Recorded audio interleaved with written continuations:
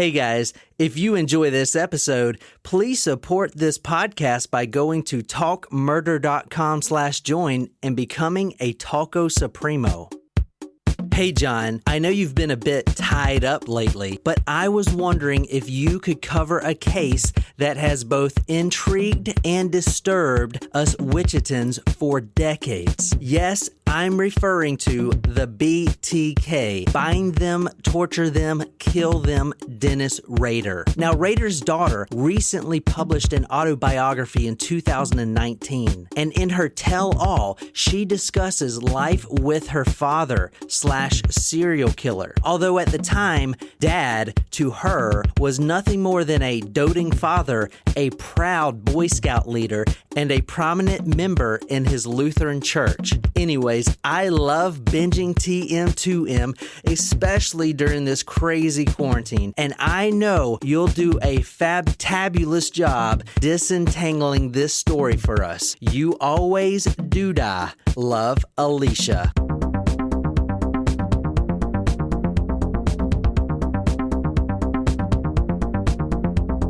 Wow, it's we made it through another week.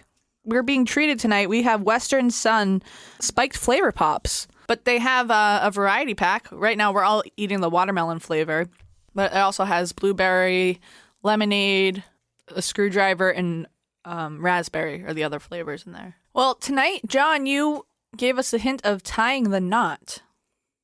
Mm-hmm. So Nicole came up with a cocktail. I did. Shall we cheers? What is this called, Nicole? Well, this is the play on the bride's blushing bride. That was the name. Cheers, It's guys. red. What's in it? It is champagne, grenadine, and some White Claw grapefruit. Oh, that's good. This is champagne like Wine. a marriage thing? What? Yeah. The hint was tie the knot. Yeah, you drink champagne at weddings, for one. And two, it's called the blushing bride. You guys obviously have a different meaning of tie the knot than I do. Well, I don't know. I think this might be about... Wasn't there that thing that you boys were talking about, like what that tie the knot really means, where it got its name? Yeah. Doesn't it have to do something with your penis? Yeah. What do you have to do? Something with the wedding rings? I don't know. Something you put your penis through the knot or something. I don't know. All right, Nicole. The hint is tie the knot. So where are we going? Who we killing? I think we're going down to Texas, and we've got a young couple, and they're getting married, but they're running from the law because they've murdered someone. Ooh. I say that it is involving some sort of bondage. Like, it may be a couple, maybe a killer couple, but like...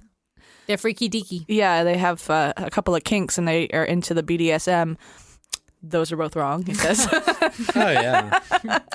And you're idiots. Surprise shots. Surprise shots. We don't know what they are because they're a surprise. It's peanut butter whiskey. It's peanut butter jelly time. Peanut butter jelly time. But wait, there's more. Peanut butter jelly time. What? Peanut butter whiskey with creme de coco. Oh, that's good. It's like a Reese's shot. I liked it. I do like that peanut butter whiskey. That is pretty good. Mm-hmm. It's dangerous. Okay, Niquiz, our third place geography bee. Mm-hmm. I'm going to name some celebrities, and they're all from this state. Okay. Number 1, Kirstie Alley. Number 2, Harrison Ford. Amelia Earhart. Who the fuck is that? She's the first woman to fly. Oh. She's the one who disappeared. All right, She's in the Bermuda Triangle. Let's do some fun facts. Okay. The nicknames for this state include the Sunflower State, the Jayhawk State. Oh, yep, I know. Currently, a city in this state holds the world's largest ball of twine. Look at this bitch. This thing is huge. What is Kansas? Kansas is correct. I didn't know Harrison Ford was from Kansas. Yeah, and Don Cheadle. And Morgan Freeman. No. So tonight we're going to Kansas. Can of whoop ass. I'll open up an $8 billion can of whoop ass and serve it to you, and that's all I got to say about that. And like always, I want to start tonight out with A Bible verse. a Bible verse. So tonight we're reading from the book of Matthew. Who's Matthew, Jen? He's one of the 12 apostles, and he's one of the 4 gospel writers. Read this, Niquiz. I am sending you out like sheep among wolves. That's not how you read it. Read it, Jen. A reading from the book of Matthew, There you go. according... That's how you read it. I am sending you out like sheep among wolves. Therefore, be as shrewd as snakes and as innocent as doves. Tonight, we're going to January 15th, 1974. It was a Tuesday. The killer I'm talking about tonight, this is his first murder, which is kind of crazy because he basically goes into a full house to do what he wants to do. This is the home right here. GoTalkMurder.com. Oh, that's a cute house. Yeah, small house. It's in the morning, and you can kind of see this is in a subdivision, so it's not out in the sticks. So it's kind of brazen that he even went here to begin with. But he gets there early in the morning. Now, his initial plan was to enter the home that you're seeing right now when the husband was not at home. And he's actually been stalking the wife for quite some time, for a few weeks. And he had it all planned out. But the husband was actually home, and he didn't know that. He thought he was already at work. So did the murderer know the wife, or was he just stalking her? I'm going to get to that. He didn't know her personally, but he knew her through stalking her. Okay. You know, he's a stalker. He watched her for a few weeks, got her routine down. So kind of like the Jamie Kloss story where, like, he saw her and, like, picked her. He goes into the backyard of this house you're seeing, and the first thing he does was cut the phone line. Now, this is going to be part of his MO. He takes a hunting knife and cuts the phone line of each victim's house before he enters. And in fact, future victims, mostly women, will be terrified to go back home at night alone, so much so that they would open their door, unlock it, open it, run in, and immediately pick up the phone to see if there's a dial tone. If there's no dial tone, they'll get the shit out. That's how they knew if this guy was in the house or not. This sounds like a movie plot. How did you get into the house? I came through the back door, cut the phone lines, waited at the back door, had reservations about even going or just walking away, but pretty soon the door opened and I was in. All right, so the door opened, was it open for you or did something? I think one of the kids, the junior, or not junior, yes, the young girl, Joseph, opened the door. He probably let the dog out because the dog was in the house at that time. The back door opens. Now, he's sitting out there in the backyard. He is creeping up. He just cut the phone line, and he's ready to do what he's going to do.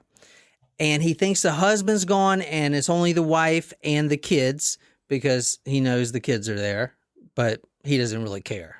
The dog starts barking. The dog's name is Lucky. He begins to bark. Bark, bark, bark, bark, bark, bark, bark. And then the back door opens and a little boy is staring at him straight in the face. This guy is like in shell shocked. I mean, this is his first time killing and there's a little boy just like staring at him. Okay, so immediately he pushes the boy inside the kitchen and he pulls out a .22 caliber revolver. Now the dog is in the kitchen as well. And the husband walks in. He thinks that the husband has already went to work. So that surprises him right off the bat. And this is his first time, remember? So there's a lot of mess ups he's doing. Right. Beforehand, did you know who was there in the house? I thought Mrs. Otero and the 2 kids, the 2 younger kids were in the house. I didn't realize Mr. Otero was going to be there. Immediately, he says, quote, "There's a stick up." He basically says, "I'm just going to rob you guys. Because I'm wanted in a few states, I'm just going to rob you guys. I'm going to take your car, and then y'all are going to be free. No, I'm not going to hurt any of you." Now, the husband, he is a boxer. Oh, okay. So he could actually, take care of this guy, but he was recently in a car accident, and he has a broken rib. Oh. Ooh. So he's not going to be fighting anyone. All right, after you tied them up, what occurred? Well, they started complaining about being tied up, and I re-loosened the bonds a couple of times, tried to make Mr. Otero as comfortable as I could. Apparently had a cracked rib from a car accident, So I had him put a pillow down for his head, had he put a parka or a coat underneath him.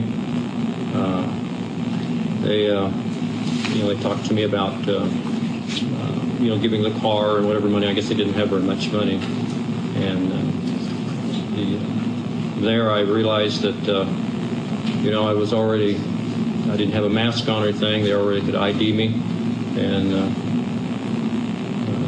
made a decision to go ahead and put them down, I guess, or strangle them. I'm going to leave it right there for now because that was in the a.m. So now we're going later in the day between 3 and 4 p.m. Wow, he's been there for 12 hours? No, he's gone. Oh. I'm going to show you what the rest of the family walks in and sees. Okay. Carmen and Danny Otero. This is the Otero family, like I said. Okay. They're one of many children. They're the oldest, but they arrive home from junior high. They're walking back home. It's 3:30. They just got let out of school. Some strange things they noticed. Number one, the garage door was up, which is never up, unless it's ours and it's completely broken, and we keep it up because it doesn't close. I'm surprised we haven't had a Barbara sighting during this time. Well, we've been keeping it closed. It's yeah. closed right now, right? Not only the garage door that was up, but the station wagon, the family car, was gone. Lucky, the dog, he was in the backyard, which Mom never puts him out in the backyard because he barks. And like I said, this is in a subdivision. There's neighbors. And They've got an HOA. They got a HOA, yeah, exactly. The two kids walk inside, Carmen and Danny, and they see Mom's purse scattered all over the living room floor. They also see Josie's purse, Josephine, the 11-year-old daughter, her purse is also scattered. So it's obvious he thinks that there was a robbery or something. He doesn't know about the parents yet. But they do walk into the parents' bedroom. And I have a bunch of pictures here. And you go to talkmurder.com. I'm putting all these pictures on here. So the kids walk in and see their mother laying on the bed. You see her right there? Yeah. Okay, now she's tied up, as you're about to see. And if you want to read this, I'm going to tell you what book we're reading from in a minute. But if you want to go ahead and read this now. There were so many ligature marks on the throats of the other Oteros, it looked as though the killer had strangled them more than once, letting them have some air, then finishing them. Oh my gosh, that's awful. Yeah. I feel like that's worse than just letting someone die by strangulation. It's like, I'm going to strangle you, and then it's like, just kidding, like, I'm going to let you live, and it's like, just kidding, again. The father, Jose, 38 years old. The wife, who you just saw on the bed, 35 years old. This is another picture of her right here. These are the actual crime scene photos. So she's just laying on the bed. And Face up. Face up, yeah. She's been strangled. Was she also tied up there in the bedroom? Yes, yeah, both their hands and their feet were tied up. She was on the bed. No. This is the father you're looking at right now. His name is Jose. Do you see his face, how beaten it is? Yeah, Yeah. he's like purple. So remember, yeah, he's like... All right, what did you do to Joseph Otero Sr.? Joseph Otero? Yeah, Okay. Joseph Otero Sr., Mr. Otero, the father. Put a plastic bag over his head and then some cords and tightened it. And this was in the bedroom. Yes, sir. Did he, in fact, suffocate and die as a result of this? Not right away. No, sir, he didn't. What happened? Well, after that, I did Mrs. Otero. I had never strangled anyone before. His eyes are like swollen shut. Remember, this killer who I'm talking about tonight led the family to believe that they were going to be completely fine. And then he did something so deranged, suffocate the mother until she was about to die, and then release, let her come back to life, and then do it again. So obviously, he had this whole thing planned, and he was going to do this all the time alone. So he's basically disarming the victims. Getting trying them to do whatever he Exactly. asks, because they think they've got a chance to live. Exactly. Sir, let me ask you about Joseph Otero Sr. You Senior. indicated he had torn a hole in the bag. And what did you do with him then? I put another bag over it, or either that or if I recollect, I think I put either a cloth or a T-shirt or something over his head, and then another bag, and then tightened it down. Did he subsequently die? Well, yes. I didn't just stay there and watch him. Then I was moving around the room. But Now, the police arrive at the house after the two other kids run to the neighbors and call the police. Carmen and Danny Otero begged the police not to let Josie and Joey come home because they don't want them to see the parents like this. Joseph, or Joey, is 8 years old and Josephine is 11. These kids are begging the police. The police go in there and do a full search. They had no idea that their younger brother and sister were already inside the house. If you want to read this. He found the switch and saw a dead girl, nearly naked, hanging by a rough hemp noose from a sewer pipe. Her dark hair was draped across one cheek. Her tongue protruded past a gag. The autopsy showed that Josie had weighed 115 pounds and that she died in a hangman's noose with her hands tied behind her back. She was bound at the ankles and knees with a cord that snaked up to her waist. The killer had cut her bra in the front and pulled her cotton panties down to her ankles. The lab people had scraped dried fluid from her thigh. So you see she's tied at the ankles. She has no pants on. She has no pants on. You see, I don't know if there's... Could be a tan line. I think she has a tan line there. And she's tied to the pole. This is in the basement, the dark basement. Now, the other two kids didn't even know that they were down there. Okay. Ugh. And then when I went back, Josephine had woke back up.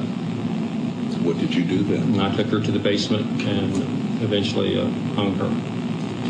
All right, you hung her in the basement? Yes, sir. All right, did you do anything else at that time? Yes, I had some sexual fantasies. But that was after she was hung. Oh. All right. Hey, he won't. He just says What he did you had do then? Mm. fantasies. Yeah. Went through the house, kind of cleaned it up. It's called the right-hand rule. You go from room to room. Picked everything up. I think I took Mr. Otero's watch. He started wearing that watch around town, and he was thinking about giving the pearl necklace of the mom to his wife, but he didn't. Now, this is a little bit about Josie, the victim here, from the book. Her name was Josie Otero. She was 11 years old and wore glasses and wrote poetry and drew pictures and worried about her looks. She had started wearing a bra and growing her hair out. It fell so thick around her head and throat that the man with the gun would soon have a hard time tying the cloth to keep the gag stuffed in her mouth. The killer uses a variety of knots, and that's the first thing the detectives notice, is the different knots that are used, because there's a lot just in this one murder. So you'd have to think this guy Military. is military or something.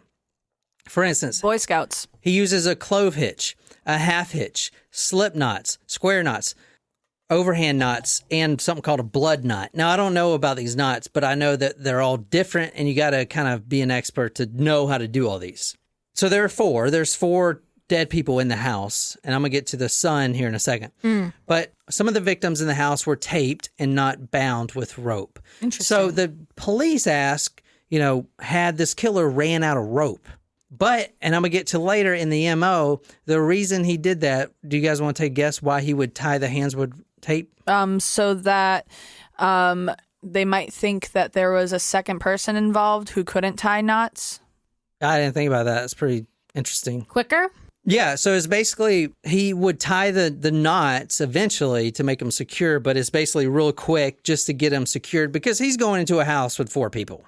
Yeah. Yeah, I know two of them are kids, but you have two adults there, so you got to tie you got to get them subdued pretty quickly. All right, so let's go back to Josie right quick. You saw her body on the pole right there. Now this is the lower part of her feet. You can kind of see the knot used that she was tied to the pole. Yep. This is a different knot. Now, I'm not sure what the knots are, but that's her hands behind her back. So is the significance of the knots that perhaps this person was a fisherman or in the Navy, or where are you going with this? A Boy Scout? I mean, I'm going to tell you what it is in a minute, but... Were they knots that only certain people would know. Yeah. Like, fuck, I was in the military. I don't know them damn nuts. So you say military, like all military people know it. I don't fucking know them. I don't know. I'm not saying it might be a Boy Scout thing. Yeah, I that's don't Boy know. Scouts tie knots. They have tests on which knots. There you go. They get right? badges on Yeah. knots. So it could be a Boy Do Scout. they get badges? I know Girl Scouts get I think badges. So they get you tell badges. me why the police didn't fucking look for ex-Boy Scouts. You tell me that. I don't fucking know why they didn't. Was the killer a Boy Scout? Fuck yeah, he was. Look at that. See, yeah. Was he an Eagle Scout? Those are like really fancy Boy Scouts. Those are like the top Boy Scouts. Okay, now Yeah. this is a little bit about Joey. The boy had died beside his bunk bed. In the boy's room, Cornwell saw something that stayed with him for life. Chair imprints on the carpet. They looked fresh. Cornwell thought he knew what that meant. The killer, after he tied the boy's wrists, after he pulled the 2 shirts in a plastic bag over the boy's head, after he pulled the clothesline tight around the boy's neck, had placed a chair beside the child so he could watch him suffocate. It's pretty fucked up.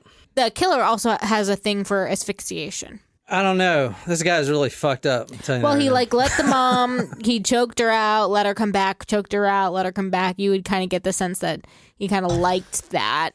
Oh yeah, he fucking loved it. Yeah. Which is crazy because he would, all the victims, he says, "There's just going to take a minute. I'm just here to rob you." He had a fixation on asphyxiation. This clipping right here is from the Parsons Sun in Kansas, Saturday, January 19th, 1974. Suspect sought in Otero slangs. Police Chief Floyd Hannon said the man was observed by 2 and possibly 3 witnesses prowling outside the house, and they said they thought an attempt to gain entry at the front door. The suspect was described by the police chief as between 28 and 30 years of age, between 5'10" or 6 feet tall, and dark complected. He was a slender-built man with long shoulder-length brown hair and wore a long, dark overcoat. Hannon said witnesses told police. I couldn't find the actual police sketch anywhere on any blog, so I had to search these old newspapers, and I did find it. Ooh. And so you'll only see it at talkmurder.com, promise you that. But this is the police sketch.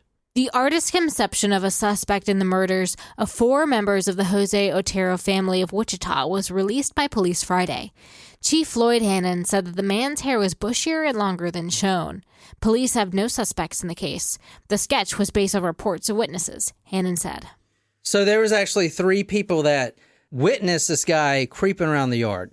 Now, I'm going to tell you right now, that ain't even close. What that is the father. Mm-hmm. Okay? Because it's a Hispanic man. That's the father. That police sketch is the father. Did they just maybe assume that it was going to be a Hispanic person because of the victims? I don't know. I mean, I don't know why they did that. I think that's a good point, Jen. The station wagon, remember the kids came home and the garage was up, but the station wagon's gone. Yep. That was found at the Dillon's grocery store at Central and Oliver. The driver's seat was pushed forward a bit. What does that indicate? He's short. He's short, but he's not. Turns out this guy reads a lot of detective magazines. So he did that on purpose to throw off the cops. That must have been uncomfortable Interesting. for him. No, Or he could've just done it after. He did it after he parked. Oh. What the fuck? What the fuck? I don't know. Listen, it's been a really, really long quarantine. My brain is not right. Detectives initially thought that this was a drug deal gone wrong because, I don't know, a Hispanic family, they got to be into fucking drugs, right? I mean, it's just like so racist how they thought that. It had nothing to do with drugs. Like, these were hardworking people, and there were no drugs or anything found in the home. So they just automatically think it's a huge drug deal, okay, for whatever fucking reason. But it's not. One newspaper said that this was done by a, quote, mentally deranged individual. You're looking at the police sketch of the killer right Looks now. like Pedro from Napoleon Dynamite. Yeah, he does look like old Page. Now, I'm going to show you what the killer really looks like, and you tell me if he's anywhere close to that. Now, this is him when he gets older, but see if you can see if there's a similarity. Oh. It's not even close. Oh. Tonight, we're doing a story for our Taco Supremo, Alicia. She had requested this story. It's going to be a 2-part story. Hey, Alicia. Yes. And it is on the BTK killer. Bind them, torture them, kill them. That's from his own words. But he started signing everything as BTK. He was writing letters. That's about all I know. Yeah. Was he inspired by, was he after the Zodiac Killer? It's around the same time. I'm wondering if he was inspired by the Zodiac Killer in his writings to the news. So there's a lot of reading material tonight that we're going to get through, a lot of interesting stuff. Number 1, the book Bind, Torture, Kill. This is from Roy Wenzel, Tim Potter, L. Kelly, and Hearst Lavinia. Half of them are journalists, and I think 2 of them are detectives. It's a really good book. But also, instead of just reading this one book and also multiple newspaper sources like I always do, I'm interspersing another book with the same story, and we're going to kind of go back and forth. This book is called A Serial Killer's Daughter. Ooh. This is by the daughter, Wow. Carrie Rawson. This is a fantastic book right here. It's interesting to read both at the same time because you have this Dennis Rader talking about how he's going to, hang up women and do all this gruesome shit. And then you have this other book with a daughter calling her dad. Oh, dad killed this person. Dad did this. It's kind of interesting interesting perspective there. Was how many people did the BTK killer actually kill? Like, was he really that prolific? So he killed 10 people altogether from January 15th, 1974, and he was caught in 2005. Whoa. Yeah, so he actually, I think this is the first serial killer ever to come out of retirement. Quote, come out of retirement. He told the newspaper he's coming out of retirement as a serial killer. And then he got caught. Well, then he got caught years later. But, it's kind of crazy. I'm very curious when we get to this point of what made him want to come out of retirement. Well, because he missed it. You'll see that this guy really, really loves what he's doing. So, like, this story kind of put a new perspective on serial killers for me. Because if you... Oh, God. Don't frame it that way. If you read about the Ted Bundy story, he's also a serial killer. But his mindset's completely different.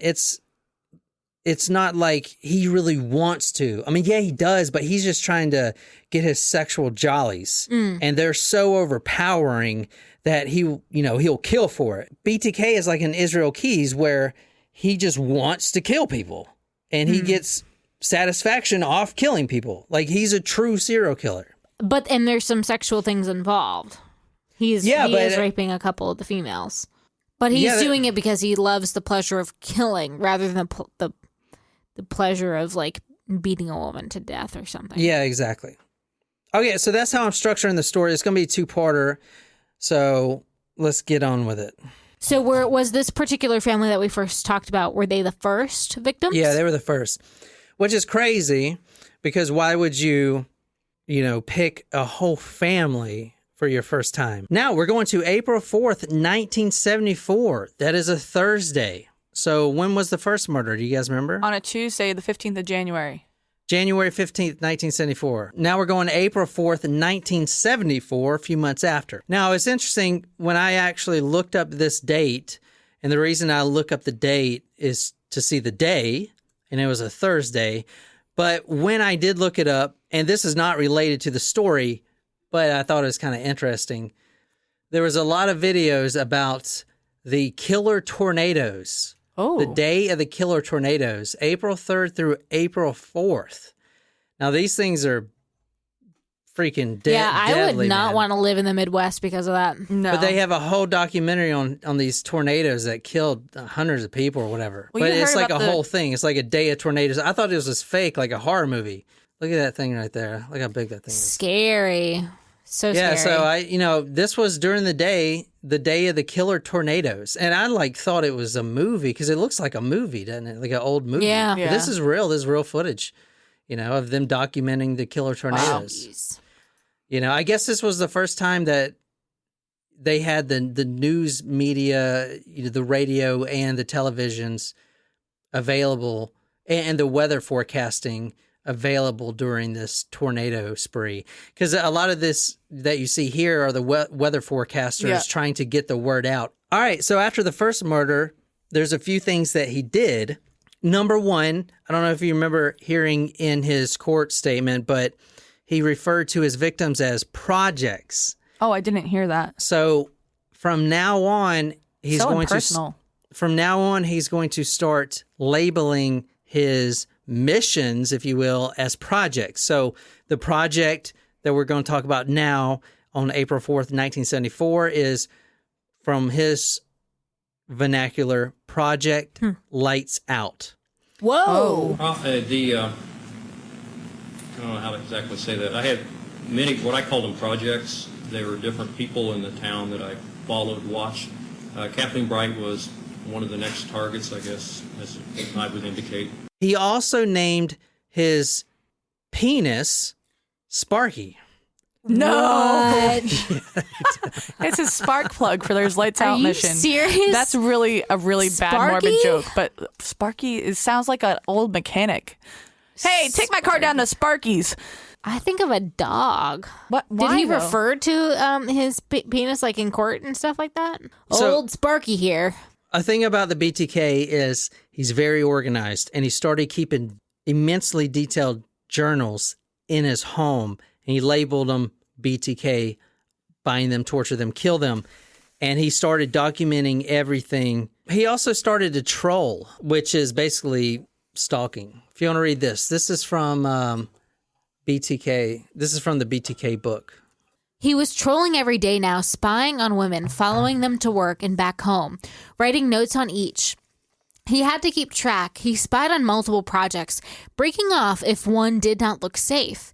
He peeped in windows, walked alleys, and hunted females living alone. So did he learn after the last one that he shouldn't stalk families? Yeah, so he learned a few things. Number one, no dogs. Number two, no men in the house.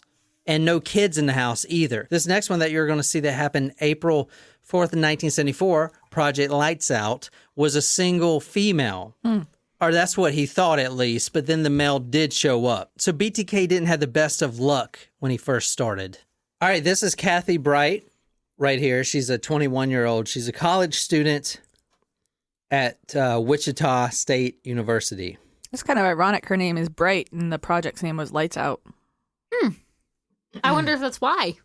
BTK actually spotted her one day while he was taking his wife to dinner. She was out collecting her mail. She's a college girl living alone, no man, no children, and no dog. This is his second murder.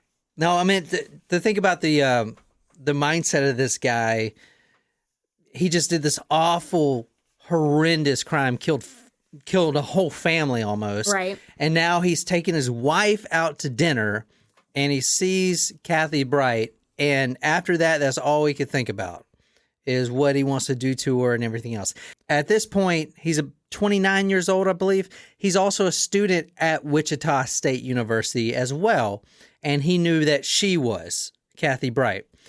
So his ruse upon entering her home is going to be he's going to carry his books up to her door and ask if there's a quiet place to study. That's his ruse to get into the apartment. So he's going to walk with her or like randomly show up at her doorstep? Randomly show up at her doorstep. Is that something that happened back in the 70s? No, it's not. It's really weird. I don't think so. I mean, maybe so. I don't know. Then again, girls were hitchhiking everywhere and getting murdered, Yeah. so I don't know. Yeah. True.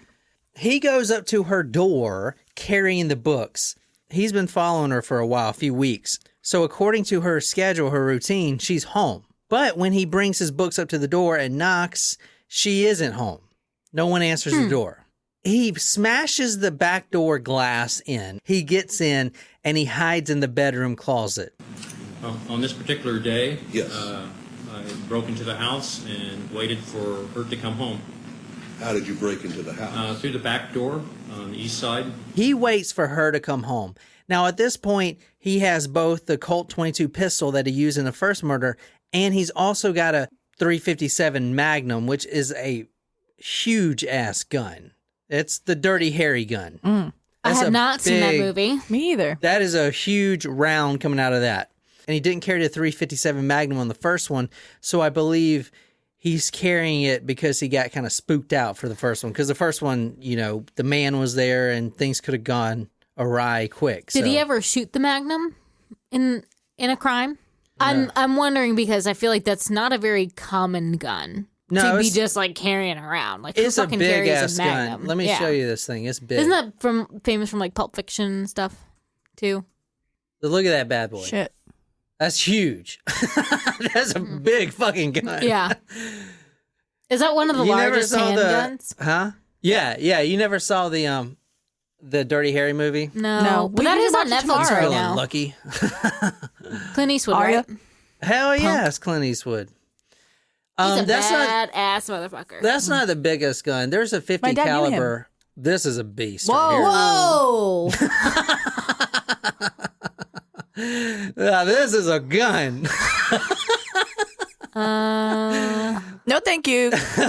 That if someone comes to your door and tries to bust in and you shoot them with that, the police are going to be looking for parts of the guy like around the lawn. That's really the size of an average 50 cal. I'm gonna get the round size. Huh? A 50 cal round's huge. Yeah, We used to shoot no, I 50 know, cals. but like that's a little like the length of that barrel is kind of comical. I mean, it has to be that to shoot that big ass 50 cal round. I guess I don't know a lot about ammunition. So like when you're thinking about 50 cal versus like an RPG, well, an RPG is like a RPG's missile. That's a missile. Rocket. What are you talking about? It's a rocket launcher. I don't know what I'm talking about. I just told you that. I don't know. But a 357 Magnum is big as fuck too. That's what I'm saying. Like having both of those guns. Like he had a 357 Magnum on him. That's a huge carry. But that's what kind of goes. If he ever shot it, like how many people are shooting that? Well, thing? everyone would have heard it. All right, let me tell you about this. This is crazy. So Dennis Rader, this is his second murder. He breaks the glass door and hides in the bedroom closet. Now he thinks, because he planned this out, that she's going to come in there alone, but she doesn't. She actually comes in there with another guy. Ooh. So he's hiding in the closet, just like any comical movie with the guys hiding in the closet, that you see. It's just the same thing. He's like literally in the closet looking out the blinds. Yeah, it's like R. Kelly, stuck in the closet. Yeah, or something like that. He hears Kathy talking to someone. The person she's talking to is Kevin Bright, the brother. Now, he doesn't know that at the time. Plus, he doesn't really care.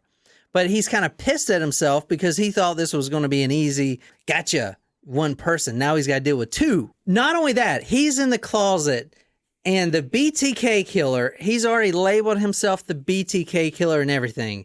Guess what he forgets to bring with him? His rope. His rope. He had brought no rope. He had assumed she would be alone, easy to control. He had planned to tie her with pantyhose or whatever she had, so that when the cops found her body, they would see a method different from the Otero murders. But now here he stood, Mr. Bind, Torture, and Kill, with nothing to bind them. He comes out of the closet door and confronts him with the gun. He uses the 22 caliber. It's a pretty small round. A 22... You could shoot 50 Cent probably 15 times with a 22 and he's still okay. Mm-hmm. So I don't know why he didn't pull out the 357. The only reason I can think of is because he didn't want anyone to hear it. Oh, and I forgot to say, this is really important. While he was in the closet before Kathy or her brother came in the door, a shot from the 22 caliber actually discharged in the closet. Did he shoot himself in the foot? He didn't shoot himself in the foot, but... I mean, this is like in an apartment building, you know what I'm saying? You could hear that shit. Plus, they could smell the gunpowder when they came in. But anyway, it's just, this kind of shows you how a serial killer kind of fumbles through his first few kills. He's still working his, getting better and better at it. Immediately, he goes and confronts them. Same story. He tries to disarm them. Hey, I'm just here to rob you guys. And they're like, well, why are you wearing gloves? Well, I'm wearing gloves because I don't want my prints to get everywhere because I'm wanted in a few states. I'm just here to get some money, probably steal your car. Everything's going to be okay. So I'm going to have to bind you up, tie you up just for a little bit. And then when I leave, you guys can call the police. Like he's really, trying to relate to these people and they're buying it, which this is so fucked up. Like, as you'll see, here shortly, it's not that BTK has any empathy. He doesn't. I'm curious when we get into more of his background, what he does for a living. Yeah, so go back to the Otero murders where he's putting the pillow under the father, to rest his head. Like, it's not that he's feeling any empathy. He's a straight fucking psychopath. He's doing that as part of his sexual thrill. He wants them to feel that they can trust him a little bit, and then tear him down again. It's fucked up, man. This guy is really fucked. Anyway, first thing he does is separates the couple. He puts Kevin in one room and Kathy in the other, and he binds them both. All right, now you indicated that you believe you had Kevin tie Catherine up. Tell me what happened then. Okay. I moved, after, I really can't remember, Judge, whether I had her tie him up or she tied him up. But anyway, I moved her to another bedroom, and he was already secure there by the bed. Tied his feet to the bedpost, upon the bedpost, so he couldn't run. Kind of tied her in the other bedroom, and then I came back to strangle him. And at that time, we had a fight. Were you armed with a handgun at that time also? Yes, I had a handgun. What happened when you came back? I actually had 2 handguns. Okay, now he turns on the music because from the first murder, he found out that the sounds of strangling is actually pretty loud. And you don't want the other person to hear that and then get all freaked out and try to escape or something. Well, that's why the father in the last one tried to tear a hole in the bag. Exactly, yeah, he tried to tear a hole in the bag. Kevin actually gets out of his ropes. So Mr. Bind, Torture, Kill can't even bind him right, apparently. He gets out and he charges after BTK. And he's going to take him out. As soon as he gets like a few feet from tackling BTK, BTK pulls out that 22 and shoots him right in the face. Boom. Whoa. And now he's down. Blood's shooting from his face and his head area. Now he's down. When I started strangling, either the garment broke or he broke his bonds and he jumped up real quick like. I pulled my gun and quickly shot him. I hit him in the head. He fell over. I could see the blood, and as far as I was concerned, I thought he was down and was out, and then went and started to strangle Catherine. If you think about what's going through BTK's mind right now, it's a frantic situation. He's trying to control all this stuff. He's got this whole mission plan where he wants to do all this sexual stuff. He wants to hang her and, masturbate on her and spend time with her. Now it's in a frantic mess. He can't do all that. Now he's just worried about getting caught. Yeah. Right. So he shoots Kevin, the brother. He runs back to Kathy. Kathy's like, "What'd you do to my brother?" And that's the first time he found out that was his brother. "What'd you do to my brother?" Because she heard the gunshot. Mm-hmm. He goes back into Kevin's room after he shuts Kathy up, chokes her a little bit. She passes out, goes back into Kevin's room to make sure he was dead. He tries to kick him. And this is from the book. Kevin leaped up, charged again, broke the bindings on his wrists, and grabbed at the gun. For a few moments, Rader thought he would die right there. Kevin got his hand on the trigger and tried to pull it. They fought, grunting and straining, until Rader broke free and shot Kevin in the face, dropping him again. Rader ran back to the woman. She was thrashing like a snared bird. He picked up a piece of cloth, looped it around her throat, and began to pull. She broke free from the chair. He wished he had brought his own rope. Well, he's not very good at killing people. And he jumped up, and we fought, and he at that time shot me because he got the other pistol that was in my shoulder here. I had my Magnum in my shoulder. So, shoulder holster? Did you have it in the shoulder holster? Yes, and I had the Magnum in my shoulder holster. The other one was a 22. And we fought at that point in time, and I thought it was going to go off. I jammed the gun, stuck my finger in there, jammed it. And I think he thought that was the only gun I had, because once I either bit his finger or hit him or something, got away, and I used the 22 and shot him one more time. And I thought he was down for good that time. So Kevin actually survives. Kathy does not. But you can see his bullet shot wounds right here. Once right there, and then once through the head. It didn't go straight in the center. It basically scalped him, but you can kind of see the exit wound. And then he got shot here. Wow. He survived. He's lucky. Kathy did not. She actually died after 4 hours. But let me go back to her. He takes out his buck knife and basically starts stabbing her. He stabs her 11 times. All right, so you shot him a second time. Yes, sir. What happened then? Went back to finish the job on Catherine, and she was fighting. And at that point in time, I'd been fighting her, and then I heard I don't know whether I was basically losing control.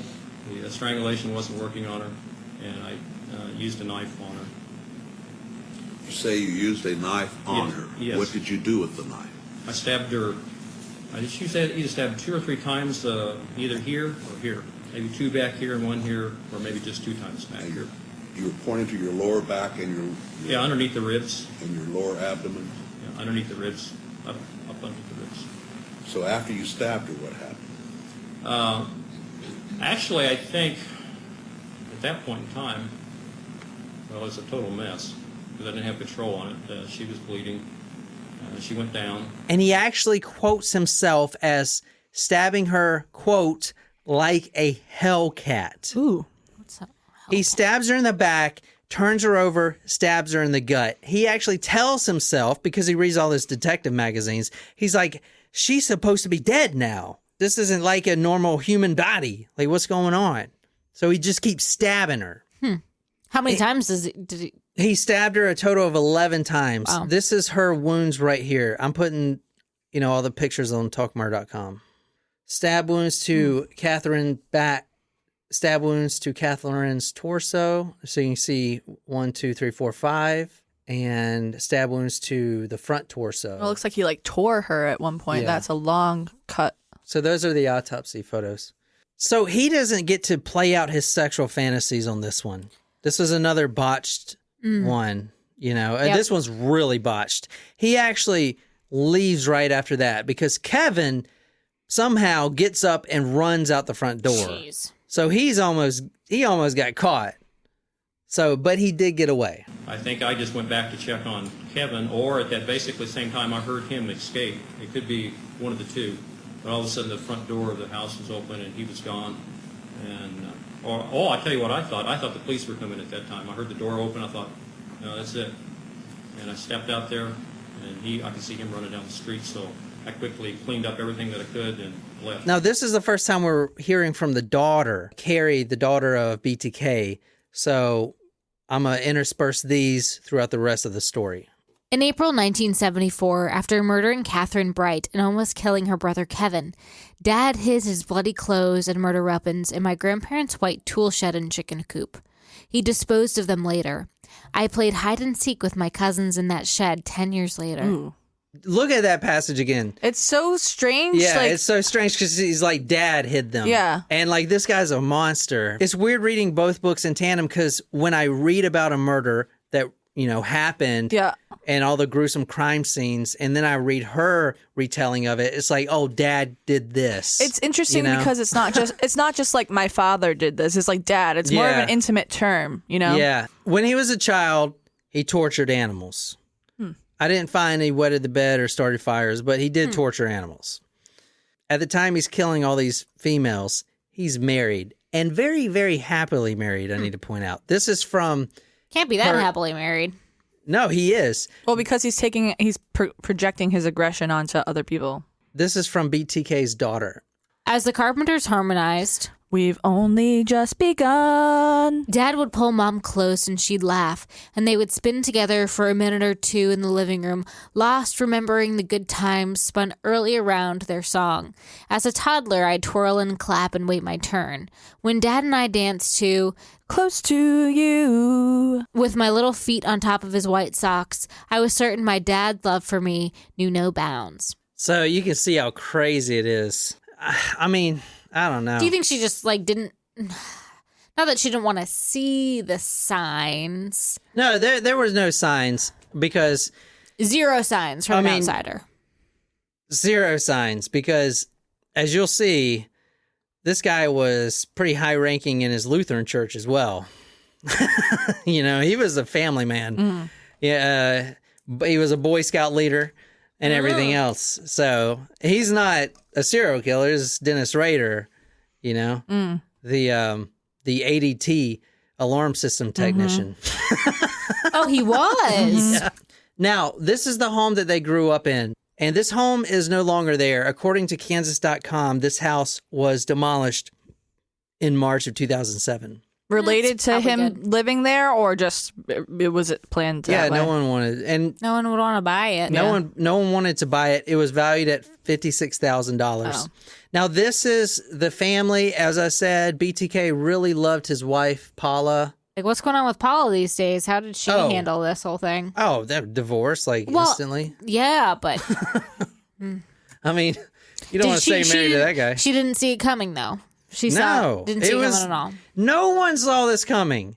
Nobody saw this coming until 2005 when he gets arrested.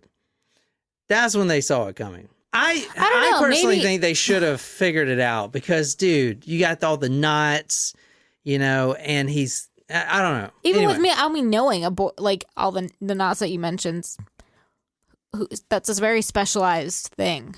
His military career, he joined the summer of 1966. Now, he enlisted before he was actually drafted. I believe this was so he can avoid going to Vietnam. He did enlist in the Air Force as a communication linesman, and he was sent to Greece, Turkey, South Korea, and Okinawa. Isn't that where your sister's from? Japan? Or living? Iwakuni. Iwakuni.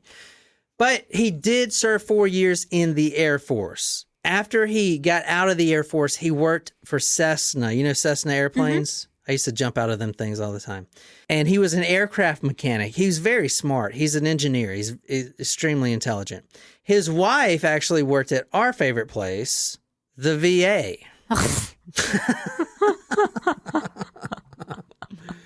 Yes, it is our favorite place. Or the VD, as we call it, Veterans Despairs.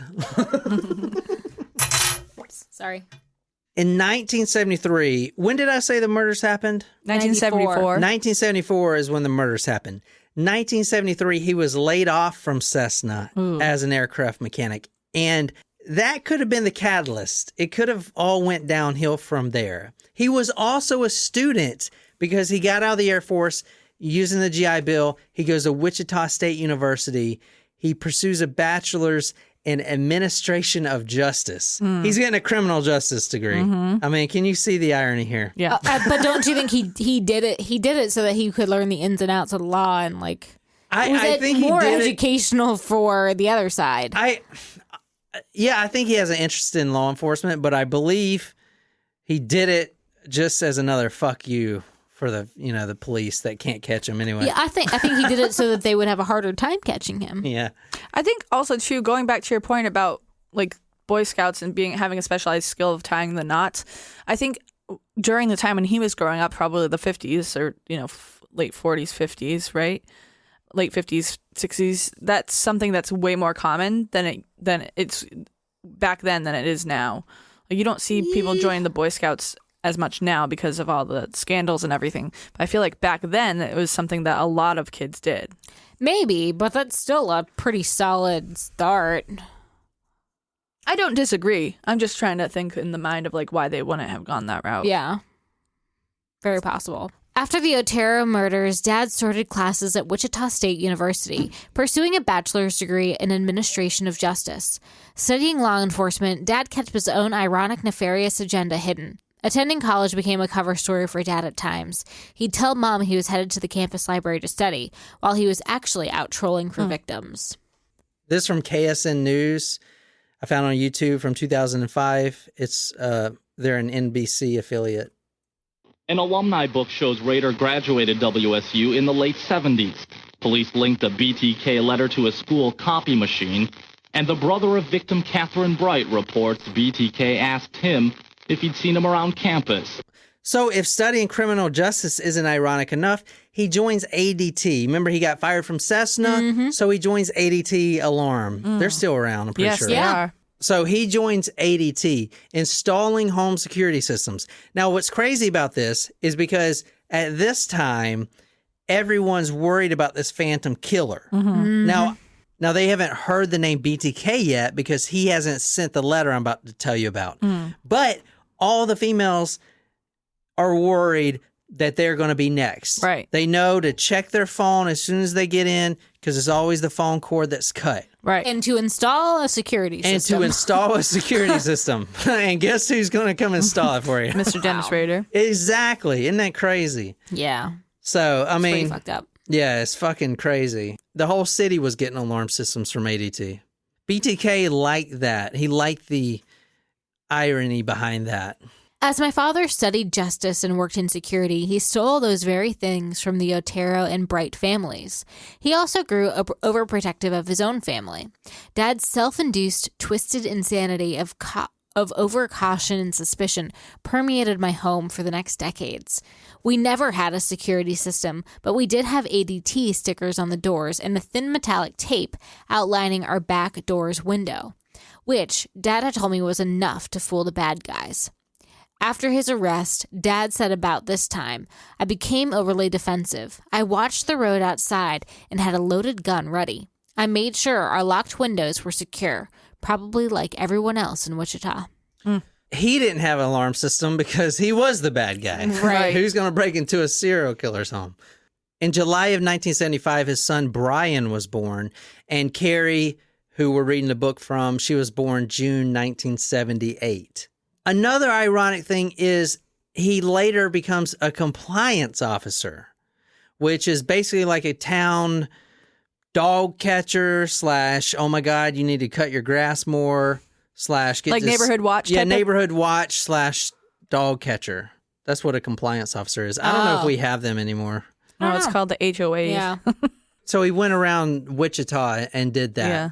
And he could write tickets, and I don't think he had a gun. But here's an interview from him. Now, this is way before they knew that he was the BTK killer. He'd harass you over your grass, being over, 6 inches tall or something like that. But Rader also handled animal control. You're about to see a KSN interview shot with Dennis Rader on animal attacks in Park City. We've been tracking it down. The dogs are somewhat territorial as well as vicious, and we've been trying to round them up and corral them as best we can, working with the reporting parties of where the sheep were killed. Paul Blart. Now, remember, he also used to torture animals. Right. So that's ironic that he ended up being animal control. Yeah, and so I'm kind of... Also, animals can sense good and bad people. So, of course, they're not going to like him. Now, go to talkmore.com because this is a very interesting video I found randomly. The title was Home Movie of Dennis Rader, BTK Serial Killer. It's by Just Reboot 2. Taken from my dining room by my mom. He was the Park City, Kansas compliant officer. We had problems with the neighbor's dogs, so she decided to record it. You can see his face at one point. I like how the dog tries to bite him at one point. So this is him. The video doesn't have any sound, but you can see him coming in the frame right there, and the dog actually tries to bite him. And it's just a little home video. It's one of these gems, that Wow. it's so glad this person uploaded it. It's just so random. ADT installer, compliance officer, huge in the church, wife, loving wife, 2 kids. Like, he's the family man. It's important to know at the time, behavioral analysis was getting more and more popular. In fact, some of those guys that created it, like Robert Ressler, he actually profiled Dennis Rader. Really? Like before he knew he was Dennis Rader. But one of the things about a serial killer that the FBI says is that they escalate as far as time periods. Okay. Dennis Rader didn't fit that. Right. Okay. He would kill once or twice a year and then wait 6 years. You know what I'm saying? Like, he didn't escalate. What I'm trying to say is he didn't fit that role as the quote unquote serial killer. So the detectives had a hard time labeling him as a serial killer. Is he more of a spree killer? What I'm trying to say is they were reluctant to come out to the press that there's a serial killer in Wichita. Right. Because when they do Panic.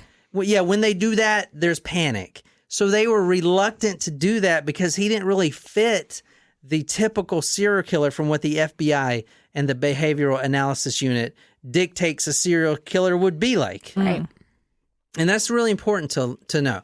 Now, a few months after the Otero murders, he actually calls a journalist. His name is Don Granger. He works at the Wichita Eagle. And a little bit about the Wichita Eagle is they're the ones that really help push this case forward. They're the ones that got the communication from BTK and published it and worked with the police and everything else. So a journalist, Don Granger, gets a phone call and it goes like this. Listen, and listen good. I'm only going to say this once. There's a letter about the Otero case in a book in the public library. Click. Whoa. This is really interesting. This goes back to what I was talking about, a serial killer. Like, unlike Ted Bundy is just trying to get his sexual jollies off randomly, this guy is actually trying to make a persona. You know, he's trying to make this famous, this, you know, phantasm, if you will, or whatever, the specter, you know, of serial killer. So he's very meticulous when he's doing this. I mean, he literally goes to a library, a public library, puts a letter in the library in a random book. And you guys want to guess what book that was from? Julius Caesar? No, it wasn't. But it was also another good hint about who the BTK was, which I don't know. I feel like they should have really latched onto this, but I didn't see anywhere where they investigated the actual book name itself. The book is The Applied Engineering Mechanics. Now, he was an aircraft mechanic. That's another clue, yeah. So it's not random. It's not random. How did they find the book? And here's the thing. He does this on purpose because he likes to kind of play with the cops. Yeah, he's fucking with everyone. He is the Hannibal Lecter. You know, he's actually trying to form this persona of a serial killer, which it completely twisted my mind on what a serial killer is, because this is the actual defined term of it. Like, he's trying to be a serial killer. Right. You know what I'm saying? Does that make sense? He's awfully clumsy. And it's not like Gary Ridgway killing prostitutes where he's just, you know, doing that because he wants to. Like, this guy's trying to fit this persona of a serial killer. Does that make sense? Yes. Okay. He is trying to do what he thinks a serial killer is. Yeah, exactly. And I don't think we've done a case like that. I mean, the only one I can think of is Israel Keys, but he wasn't really trying to form that persona. Well, he just wanted to kill too. He just didn't want to get caught. The only other killer that I can think of that would be like Zodiac or something, but I haven't done his case. I don't know much about him. To me, I wonder if it's when he writes to the media and stuff, it's a subconscious thing for him to get caught. Like, maybe he actually wants to, and why he comes out of retirement later. No, but a lot of the pretty much every murder, he says he was waiting to get arrested. Like, he knew the risk. And after the first murder, he was reading the newspaper every day. Like, they knew that he was reading the paper. They knew they was watching TV about him. And he said that he was just waiting to get arrested, but he never did, you know? And I do feel like they should have put some more things together, man. I don't feel like the cops did a very good job. I don't know. I just feel like, I feel like they didn't run down all the leads. Like the book and the knots. I mean, no one knows how to tie fucking knots besides Boy Scouts, man. I've spent 10 years in the military. I can barely tie my shoes. But he was also military, so like, I can barely tie my shoes. What the fuck? Yeah. And like, he has 17 different knots at the crime scene. I mean, what the fuck? Like, I don't know. Anyway, go ahead and read this. This is about the letter. Now, this is from the Great Bend Tribune, another Kansas paper. As you see, I'm using all Kansas sources here. Thursday, December 12th, 1974. Cites monster as real killer. A monster in his brain forced the author of a letter to kill 4 members of the Joseph Otero family here, the writer said in the communique mailed 2 months ago to Wichita police. In a news conference Wednesday, Police Chief Lloyd Hannon denounced the release of the letter by a Wichita newspaper, but he said that the author was either responsible for the killings nearly 11 months ago or had intimate knowledge of the deed. The writer of the letter would have had to be inside the house when the crime was committed or participated in the crime, Hannon said. We feel this man has intimate knowledge of the Otero thing. Otero, 38, his wife, Julie, 34, their daughter, Josephine, 11, and their son, Joseph Jr., 9, were found murdered by a strangulation in their home on January 16th by 2 other Otero children returning from school. The writer signaled that the letter with only the initials BTK. He said he was afraid to seek help because of possible ridicule. I think we've taken one hell of a risk with the release of the letter, Hannon said. He might have to go out and commit this offense again to prove he committed this Otero offense. He is a sick man who needs help, Hannon said. He should surrender to the authorities. We'll get to this in part 2. But another really interesting thing about this case is they tried to bait him through the newspapers by saying stuff like, we know you need help, come in and we'll help you. And what's really interesting, we'll get to in part 2, is they actually use subliminal messaging on TV to try to get him to come in. Really? And it is really interesting. They've never done that, but you can see how desperate they are.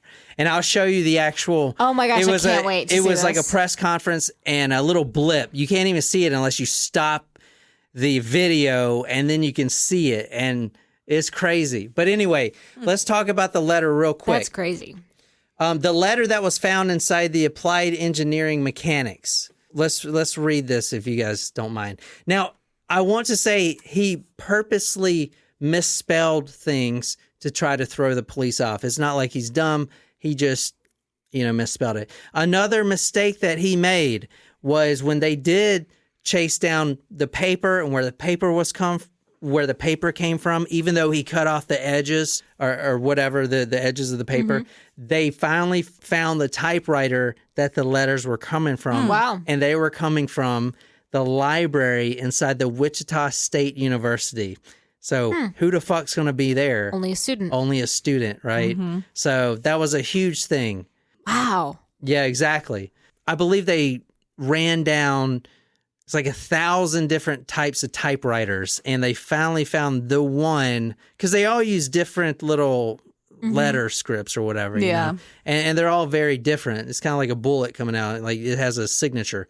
But anyway, this is the letter. We'll read this. This is first communication with the press. I write this letter to you for the sake of the taxpayer as well as your time. Those 3 dudes you have in custody are just talking to get publicity for the Otero murders. They know nothing at all. I did it by myself and with no one's help. There has been no talk either. Let's put it straight. Okay, so what he's talking about now is there were 3 inmates at the prison that said they had knowledge on the Otero murders, and they were basically making shit up. And this is the thing that really sparked BTK, because like you saw earlier when he was talking to the judge, how angry he got with the details. Yep. Like he wants his story exactly like he wants it. And how dare someone else take credit for How it? dare someone else come out and try to mess with the details, which kind of pushed him to write this letter in the first place. So when he says there, let's put it straight, then the letter goes on to accurately describe the positions of the body, something only police would know and has never released to the media. For instance, Josephine, position, hanging by the neck in the northwest part of the basement, dryer or freezer north of her body, bondage, hand tie with bind cord, feet and lower knees, upper knees and waist with clothesline cord, all one length. These are details that the newspaper would never have. Right. So then he continues his letter with this. I'm sorry this happened to the society. They are the ones who suffer the most. It's hard to control myself. You probably call me psychotic with sexual perversion hang-up. Where this monster enter my brain, I will never know. But it here to stay. How does one cure himself? If you ask for help, that you have killed 4 people, they will laugh or hit the panic button and call the cops. I can't stop it, so the monster goes on and hurt me as well as society. Society can be thankful that there are ways for people like me to relieve myself at a time by daydreams of some victim being tortured and being mine. A big complicated game, my friend, of the monster play, putting victims' number down. Follow them, checking up on them, waiting in the dark, waiting. The pressure is great, and sometimes he run the game to his liking. Maybe you can stop him. I can't. He already has chosen his next victim or victims. I don't know who they are yet. The next day after I read the paper, I will know, but it's too late. Good luck hunting. Yours, truly, guiltily. So the reason Nicole messed up some of the words like that is because that's how he actually wrote the letter. So I'll put that on Talk Murder, the whole letter, but you can see that he's purposely doing that. He's doing so very in like very strange manner. Yeah, because remember he's a BA in freaking mechanics. But he's not like it's like caveman talk. But he's using complicated words, sexual perversion, psychotic. But then he's misspelling just the random shit. It's a big complicated. Like, no, it's a. You don't have to have the apostrophe, right? Yeah, he's doing that on purpose, But he's picking very strange words to get wrong. Yeah. So it's almost like it's very obvious that he's playing a game. Do it. Yeah. And I think he is playing a game. P.S. Since sex criminals do not change their MO or by nature cannot do so, I will not change mine. The code words for me will be bind them, torture them, kill them. BTK. You see, he added again. They will be on the next victim. Now, what do you notice about that? What person at that time in the 70s is going to use the word MO? That right there shows you that he has to have some knowledge, a.k.a. he reads a lot of detective magazines and everything else. Or they're like obsessed with Talk Murder to Me. Yeah, or he listens to Talk Murder Me podcast. But that's another clue that he's got to be law enforcement or at least got to be knowledgeable. Enthusiast. Yeah. So I'm going to stop there for tonight. I think that's good enough for tonight. And then tomorrow we're going to finish up.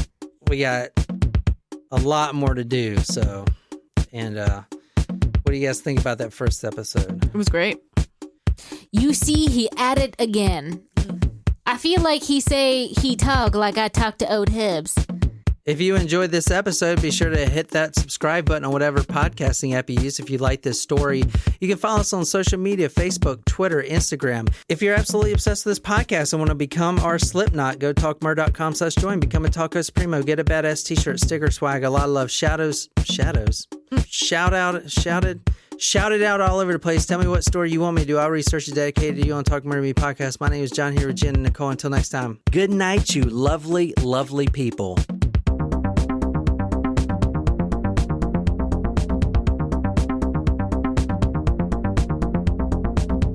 CPS took her baby. They took her baby. CPS took her baby. So this is a Hispanic man, and this is the BTK killer. Yes. Dennis Rader. Dennis who? Rader? Rainer. Dennis Radner. Dennis Rader. Radish. Dennis Radish. No.